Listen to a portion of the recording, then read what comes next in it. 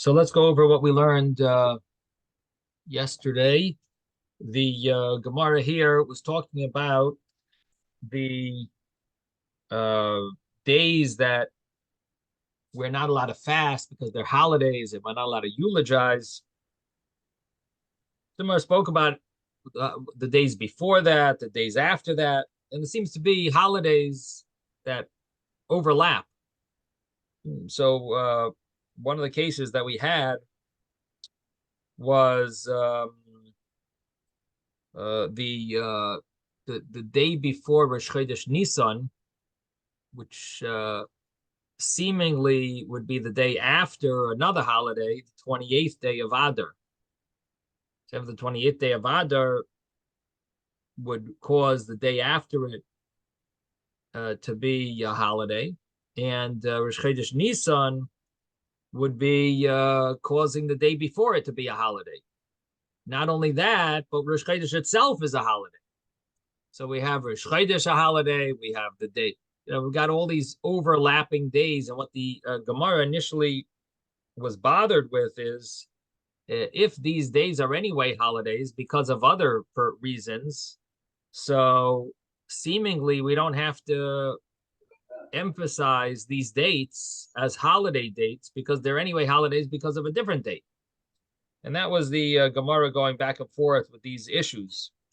So let's actually get the specifics over here. The Megillus Taanis said that from the first day of Nisan, Rosh Chodesh Nisan, till the 8th day, you have the holiday called the Talmud holiday. It was a day that they convinced the Tzedukkim about bringing carbon Talmud is only a communal sacrifice, so made a holiday out of that. And then we had from the 8th day until the end of Pesach, which is about 2 weeks.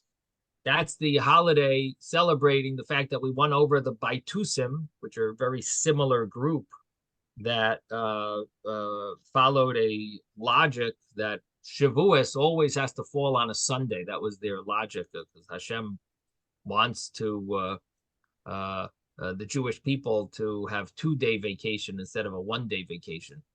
So whatever that meant, that was their logic, and we had to prove them wrong and explain to them that Shavuos is 7 weeks after the day after Pesach. In other words, the second day of Pesach, and that's what we had to prove them. And it's not always a Shabbos, not the day after Shabbos; it's the day after Pesach. Anyway, so that was the holiday from the 8th day until the end of the holiday of Pesach. From the 8th day of Nisan until the end of the holiday of Pesach, about 2 weeks, was a holiday having to do with Shavuos. And the Gemara asked, what about Rosh Chodesh? It's a holiday.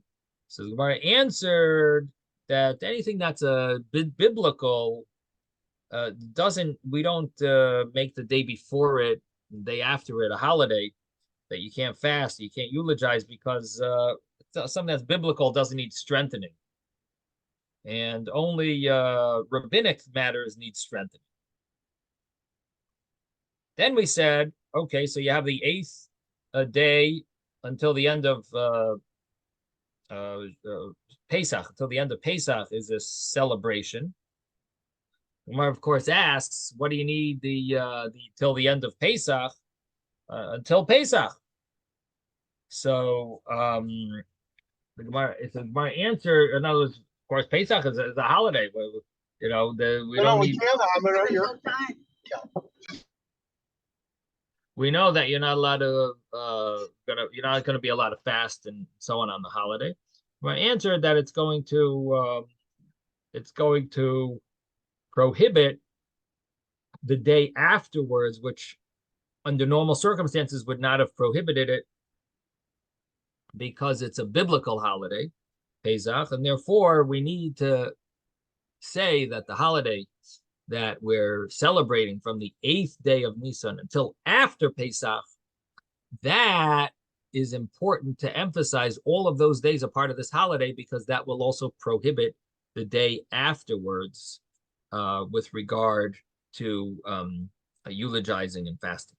So then the Gemara said, who does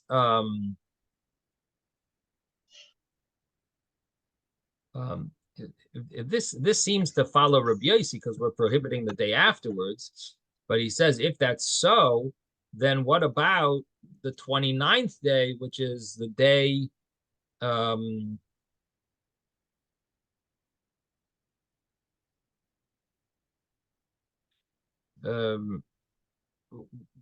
which we said initially is the day before Rosh Chodesh Nisan, but really it's the day after the 28th day, which was a special day that they got rid of. They abolished the decree against the Jewish people that weren't allowed to study Torah. They weren't allowed to do the circumcision. They were obligated to be Machalel Shabbos. And so they took advice from this matron that from Rome, who was a very popular woman there and had a lot of connections. And they made a hafkana demonstration and at night, and ultimately they got the Romans to abolish the decree. So it became a holiday, the 28th day of Adar.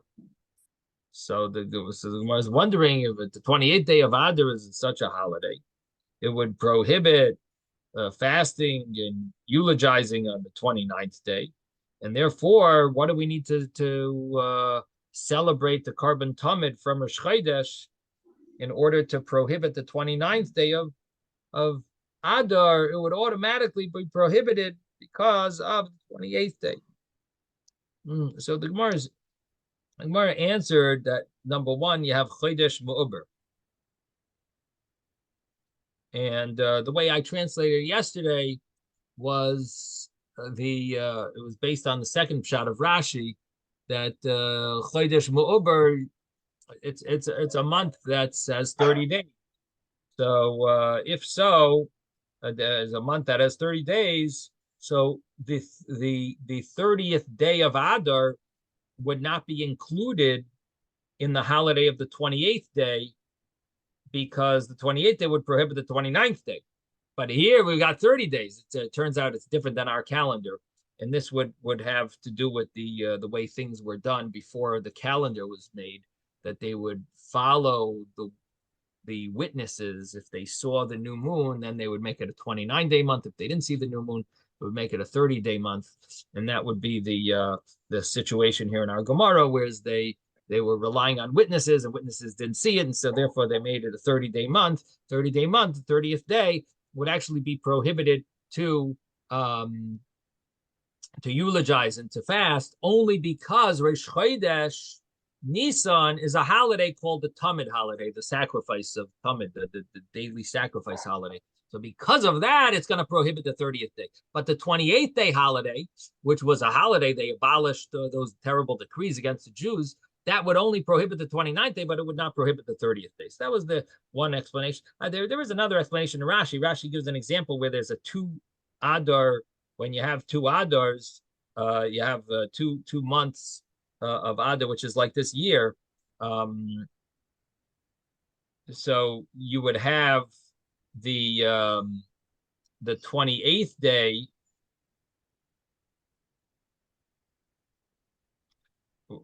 Well, so Rashi's example is the way Rashi explains it is the one of the Adars would be a chaser and the other one would be male.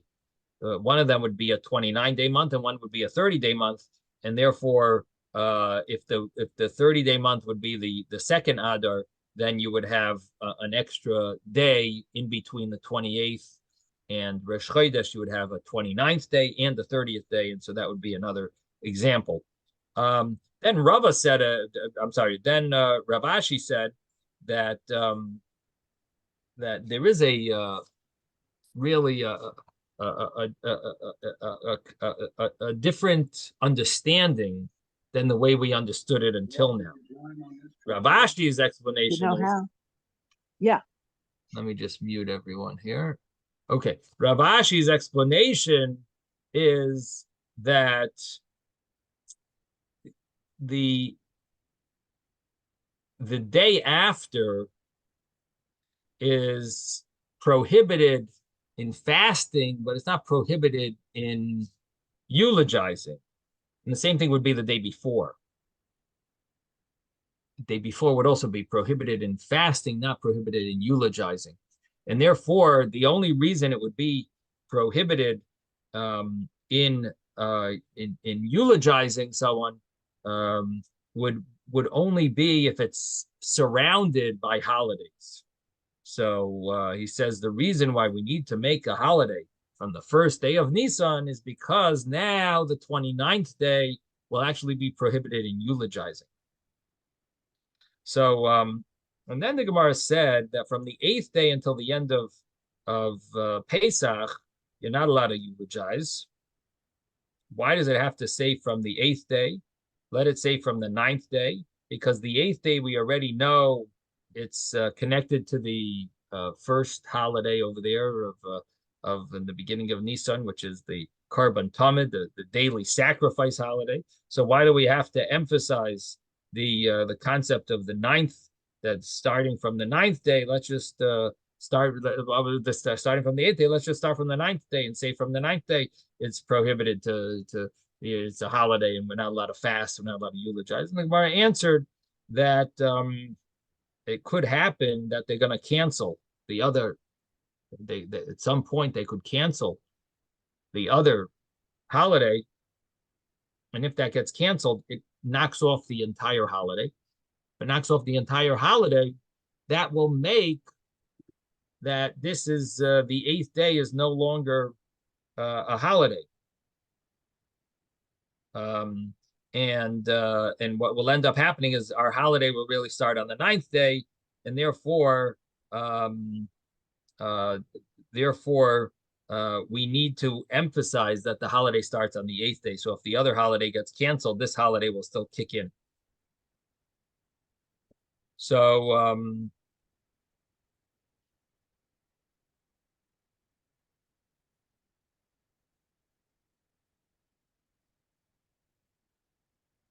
the Gemara says, according to that, you could even answer the other question about the 29th day, that we need to emphasize it starts on Rish Chodesh because what happens if they ever cancel the 28th day holiday? So the 29th day will still be prohibited, because it'll be the day before the Rish Chodesh. Okay, now this is where we're up to Itmar, which is about 6 lines, no, maybe 11 lines from the bottom of the page, 11 lines up from the bottom of the page, 18a. We're on page 18a, 11 lines up from the bottom of the page. If you're in the art scroll, it will be 18a2. 18a2, and we're talking about the halacha.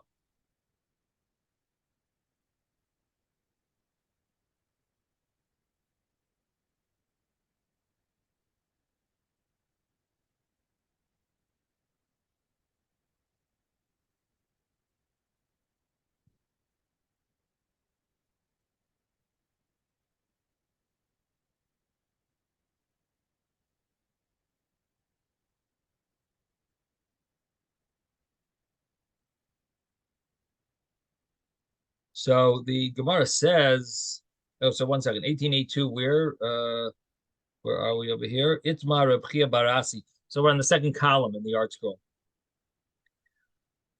Second column, the 2 paragraphs into the column.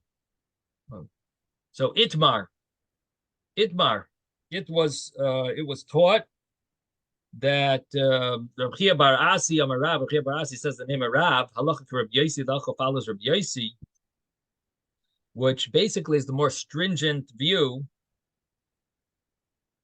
that the prohibition not only applies to the holiday, but the day before and the day after. If it's a if it's about eulogizing, the day before and the day after are also prohibited. Shmuel says halacha Reb Meir. Shmuel is more lenient. He said the halacha follows Reb Meir, which is the first opinion. And when it comes to eulogizing, if a day is prohibited to eulogize, we would prohibit the day before as well, but not the day after. So in other words, Shmuel is more lenient, following the lenient view of the Mishnah. Rabbi Barasi, in the name of Rav, follows a more stringent view. That's Rabbi Yossi. Rabbi Yossi was more strict. So the Gemara asks, Umiyar Shmuel Hachi, does Shmuel really say this? By the time Shimon Gamliel Leimer, we have a brisa that says, Rabbi Shimon Gamliel says, Matam Leimer behind shtei pamim. That why does it say in Megillas Taanis, the Laila Hisana behind, the Laila Mispad behind? It says, don't fast in these days, don't eulogize in these days. Why does it say behind in these? Why does it say on the, in them and these? Now it says it twice. So it says to teach you shein asurin they are prohibited, but lefnei malachrei mutarin, that only they are prohibited. The day before, the day after are actually permissible. And Shmuel actually said that the halacha follows Rav Shimon Gamliel. Now, if the halacha follows Rav Shimon Gamliel, what comes out is that there's no such thing as the holiday before the holiday, the day before the day after. He's the most lenient. And Shmuel says that. How does Shmuel say before that the halacha is like Reb Meir? Initially, Shmuel said the halacha. It seems like Shmuel held that the halacha is like the lenient view of our Mishnah. But here it says that Shmuel holds of the lenient view of the Brisa, which is even more lenient. That there's no such thing as a day before and a day after. If it says this day, this is the day that's prohibited. The day before, no problem. Day after, no problem. So Shmuel seems to contradict himself. Who's he want to follow? Who's the halacha follow? First he says the halacha follows Reb Meir. Then he says, then we have a Brisa that says the halacha follows Rav Shimon Gamliel, who's the most lenient view. It's a view in the Brisa. It's not even mentioned in the Mishnah. The Gemara says, Meikara Savar, in the beginning, initially, Shmuel held, even like a Tana de Mekel to Reb Meir, that he didn't know that there was anyone more lenient than Reb Meir. So he said, okay, the halacha follows a lenient view, Reb Meir. That's who I see it. In the Mishnah, Mishnah has a view that's lenient. Shmuel says, that's the halacha. Then he found out, there's another view that's even more lenient. Even the Shamil Reb Shimon, the Mekel Tfei, then he heard that Reb Shimon Gamliel is even more lenient than Reb Meir. Yeah, Reb Shimon Gamliel says the halacha follows Reb Shimon Gamliel. Again, these are rabbinic laws, and there's room to be lenient. And Shmuel felt that you should be lenient. The only real problem is, which holiday do we know that has a fast right next to it?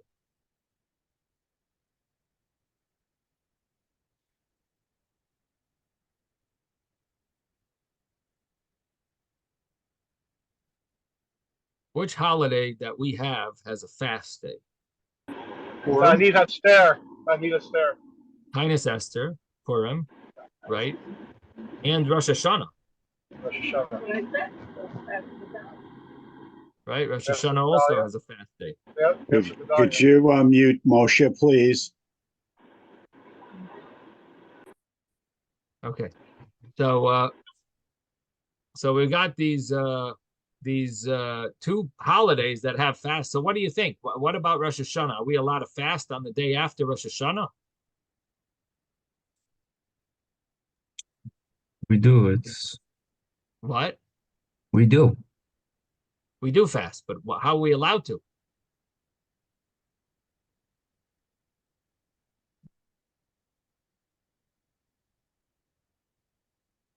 Now, in general, halacha kishmuel bedini, halacha karav be'isuri. In general, we paskin like Rav, not like Shmuel when it comes to legal matters. When it comes to monetary laws, we follow Shmuel. When it comes to legal matters, we follow Rav.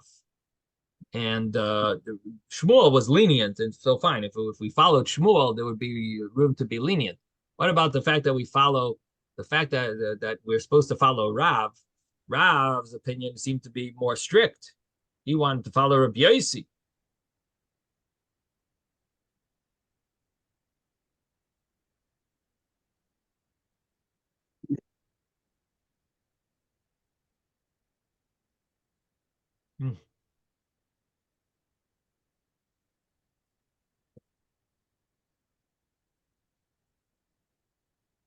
So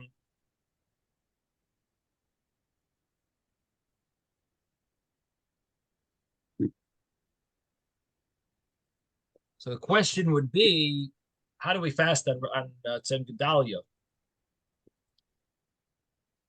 So seemingly Tzem Gedalia, well, Rosh Hashanah is biblical. So a biblical holiday maybe is not a problem. Of course, here it doesn't need chizuk, so it doesn't affect the holiday the day after it. But the rabbinic holiday of Purim, that seemingly is a problem. How do we fast the day before Purim? How do we fast the day before Purim?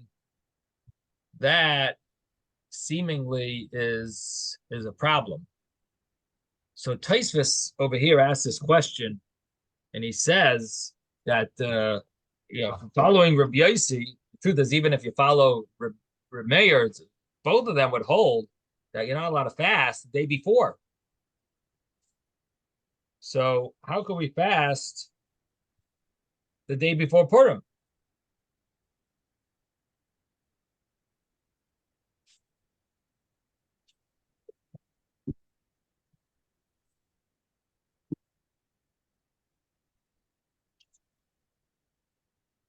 Isn't it an integral part of the holiday? Right. So you want to say it's really part of the holiday. There is such a pshat that there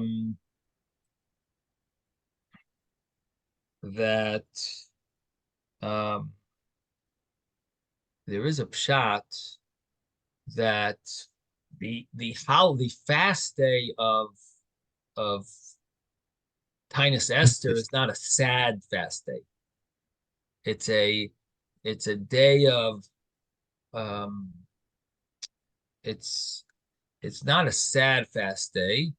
In fact, because if it was a sad fast day, we would never make it earlier when it falls on Shabbos. Anything negative, you always push later. Like Tisha B'Av falls on Shabbos, you push it later. The reason Taanis Esther doesn't get pushed later, instead it gets pushed before, we push it to Thursday, is because it's not a sad fast day, and because of that, it wouldn't fall into the category it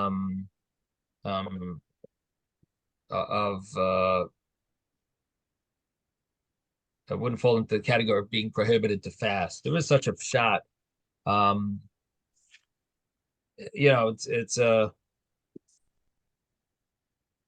It's an interesting understanding, because the problem is the Gemara doesn't seem to differentiate between what type of fast. It seems to say it's prohibited to fast no matter what.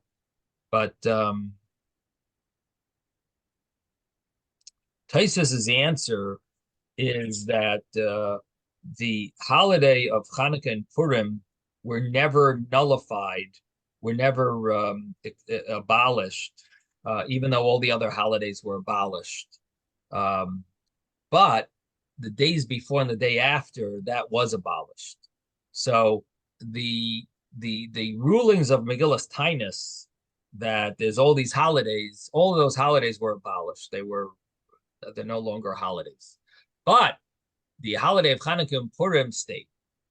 But still, the day before and the day after, we don't have those rules. The day before, the day after, you would be allowed to fast, and you would be allowed to eulogize.